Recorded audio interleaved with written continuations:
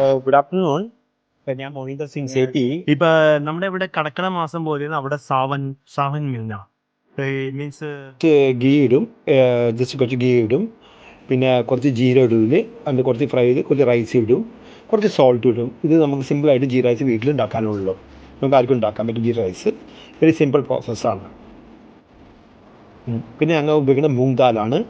Unpolished ആയിരിക്കും. നമുക്ക് കുറച്ചായിട്ട് ക്ലീൻ ചെയ്തിട്ട് മീൻസ് നമ്മൾ കുറച്ച് ക്ലീൻ ചെയ്ത് ചൂട് കുറച്ച് ലൈറ്റ് ചൂടുള്ളത് എന്നിട്ട് നമ്മൾ അത് കഴിഞ്ഞിട്ട് ജസ്റ്റ് ഒന്ന് വാഷ് ചെയ്ത് കഴിഞ്ഞിട്ട് ഞങ്ങൾ അത് ബോയിൽ ചെയ്യും.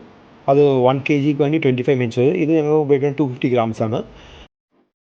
പിന്നെ കുറച്ച് ഞങ്ങൾ സവാള ഇടും, തക്കാളി ഇടും, പിന്നെ അത് ബോയിൽ ചെയ്ത് ദാലിട്ട് കഴിഞ്ഞിട്ട് നമ്മൾ മോൾഡ് ചെയ്യും.